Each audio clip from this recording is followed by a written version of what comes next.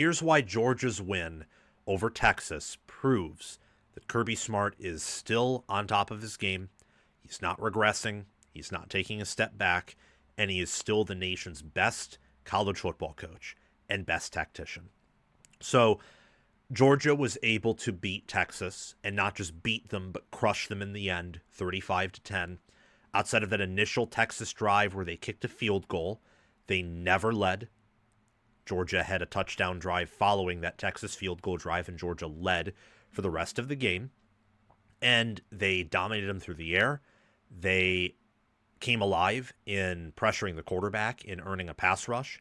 Gunnar Stockton looked like the NFL first-round five-star quarterback that people said Arch Manning was in the preseason.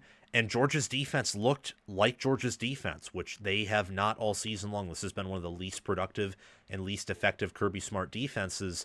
And Texas's defense, especially later in the game as they couldn't get off the field and Georgia recovered that beautiful onside kick call, they were able to keep the Longhorn defense on the field and eventually open the can of worms and really just beat down the Horns in Athens. It was a very impressive win. And I think that the adjustments Georgia makes in games is the biggest supporting factor behind the coach and the man that Kirby Smart is and what he's built. So I know that Georgia has not been the number one program over like the past 2 years, or even I would say 3 years. 4 years you might be able to say yes. But ever since 2023, I think Ohio State's been better pretty much every year. That might change this year. For much of this year, though, I've had Ohio State ahead. I don't just want to take 1 week of me thinking Georgia's the best team and taking away from what Ohio State has done and also what other teams have done. From a holistic view, Georgia this year and last year has often been disappointing, and you've seen Ohio State succeed at a high level. Oregon went undefeated last year, while Georgia struggled to go 10-2. They were limping along to that. A lot of that, though, has been the fact that they have played much tougher strength of schedules than many other teams in football. Last year, they may have had one of the tougher schedules in college football history. This year, it isn't as tough, but it's tougher than the majority of schedules in the Big Ten, especially for teams at the top. Same thing with other SEC teams even, and obviously the best ACC and Big 12 teams. The adjustments I've seen this year, where they were able to make Ole Miss's offense look pedestrian in the fourth quarter. They changed some things up. I think they were really focused on making sure that Ole Miss was getting into third and long situations in that fourth quarter, keeping everything in front of them, and they were able to make Chambliss look mortal and look more like a D2 quarterback than the amazing top 10 quarterback that he's been for times this season. You then go to this Texas-Georgia game, and Georgia scores. They make it 21-10 after Texas gets a touchdown to close it to 14-10, and they decide, you know what, Texas has maybe figured us out a bit on defense. They scored their first touchdown. We want to put this game away. Let's kick the onside kick. And they recover it. Texas really wasn't all that prepared for it, and they go up 28-10, and at that point, Texas has to abandon their entire offense and do what they can't do against a good defense, rely on Arch Manning to carry them to victory. They could do it against Mississippi State, but that's Mississippi State and not Georgia. So the adjustments that Georgia has made this year and last year especially are impressive. The adjustments they made in 2022 against Ohio State, impressive as well. But when you discover how good a coach is when they have to face adversity and they do not have the most talented roster, that's where you truly find out who they are. With Ryan Day, I think we found out a lot about who he was as a coach in 2023 and 2021. When in 2021, their roster from a recruiting standpoint was probably overvalued. And if you factored in some development and scheme and coordinator moves, they probably were not the third most talented roster. When you look at how this channel will make you a college football expert and help you enjoy watching games and make more accurate predictions. So what are you waiting for? Like, subscribe, ring the notification bell, comment your thoughts, and watch the video all the way through so that you can get the full package, and check the description and pinned comment for more ways to help yourself and this channel.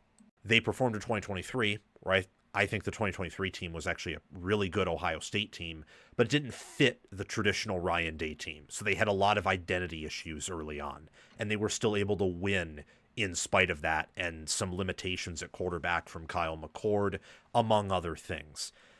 That tells you who Day is. Yes, responding to what Michigan did last year and the loss to Oregon and going on that run also says something, but they had the best roster by quite a mile.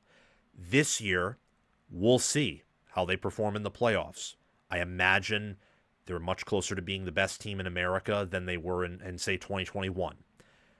It's the same thing with Georgia and Kirby Smart. 2021 and 2022 showed you he's an elite coach, but this year and last year, I think, also shows that to an even greater degree, when not every evaluation has gone their way, roster-wise, or they've played tougher schedules, faced better teams, and therefore the tiniest of decisions matters more. They have to be more clutch. And we've seen that last year and this year with Georgia. Last thing I'll say about the adjustments, Georgia last year had 3 games. I keep bringing up the stat because it's so genius, that Carson Beck had 3 or more turnovers in, and they went 2-1 in those games. And the 2 wins were by double digits. The 1 loss was against Alabama on the road, in which they nearly had a comeback. That takes the lead adjustments there. And look at last year against Bama, where they nearly came back. And look at the SEC championship game against Texas, where Texas was dominating them. And then after that game, it felt like Georgia was in control, even with the backup QB, and they go on to win in overtime. Same thing with this year against Texas. Same thing this year, I would say, even with Alabama, where they won the second half. It just wasn't by enough for them to ultimately win. You get the point. Their culture is also strong. It's one of the best cultures and toughest cultures in college football. It's the same thing with Ohio State. Guys, one of the best cultures and toughest cultures exists in Columbus. It's the same thing with Georgia. You look at their development. They consistently send 10 or more players to the NFL draft on an annual basis. Last year they sent 13, and in the 2024 draft I think it was 8. The year before that I believe was 10, and the year before that they tied the record for 15. Incredible stuff. They are an NFL factory. NFL factory. So Smart has checked that box. He's checked the cultural box. I think his biggest edge, and why I spent the most time talking about this, maybe I should have closed with that instead of leading with it, is the adjustments. I don't think any coach makes the adjustments that he does. There are some other areas where other coaches are probably better than him in, but I think adjustments is the one where, as of right now, he's king. Even Cignetti and Day, who I've sung their praises and will continue to do so, I have not seen them make quite the number of games where the script totally flips, or Georgia or Indiana or Ohio State win in these unexpected ways in big games because of specifically what their coaches did. Day did that last year in the playoffs. Cignetti did that this year with the Oregon game. But I've seen Kirby Smart do this for several years in a row, where his team had the matchup disadvantage or they were straight up viewed as inferior, and they came out on top due to adjustments made by him and the staff. They win in different ways. That's another aspect here. So they can win sometimes dominating you on the ground or with the passing attack, or even where they're outgained.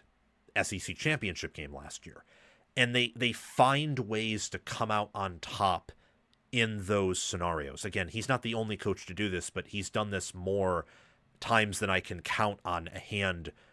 For example, like Ohio State in 2022. They won that game with offense and then very late defensive adjustments, but more so offense. In 2024 against Florida, they won with defense in that game, and like completely limiting Florida down and knocking Lagway out of the game. Texas, both times, they won with their defensive line, and the second time they won with the backup QB. This year with Texas, they won with the passing attack and with their defense coming alive in different ways as well. So they win in different ways. And then last but not least, I do want to take a look at one final point. And that final point for Georgia and why Kirby Smart is the nation's best head coach is how he has success in big games, which, again, not the only coach to do so, but wins over what? Texas, Ole Miss, Texas twice last year, for example. Tennessee at home last year was a big win, won that by double digits. And then 2023, they didn't really have any big wins outside of maybe that. Well, no, Ole Miss and Missouri at home. Those were good wins. Missouri was close, but they won that. They destroyed Ole Miss. Year before that, beating Ohio State, beating TCU, winning the SEC championship game. Year before that, beating Michigan, and then beating Alabama in round 2. Smart has success in big games. So all of these things combined, I think, make him the best head coach in college football as it stands today. Is he being challenged for that right now? Sure.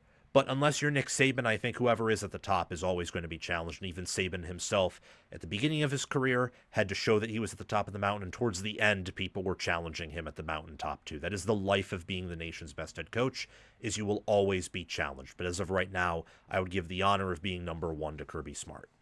Thank you for watching. It's my mission on College Football with Sam to make you the most informed, knowledgeable, and entertained fan as possible. We aren't perfect, but we hit the nail on the head more often than we hit our thumb with the hammer. Make sure to like, subscribe, ring the notification bell, comment, and if you're here, you've probably already watched the whole video. So thank you for doing those things.